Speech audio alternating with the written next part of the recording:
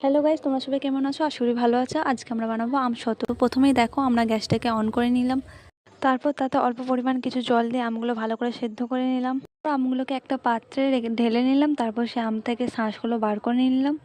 তারপর গ্যাসের উপর আবার একটা পাত্র বসে সেই আমটা ভালো করে নেড়ে ছেড়ে নিলাম, তাতে পরিমাণ মতো চিনি নুন নিয়ে আবার ভালো করে মিক্সড করে নিলাম। যদি ভিডিও ভালো লাগে তাহলে অবশ্যই কমেন্টে জানাবেন।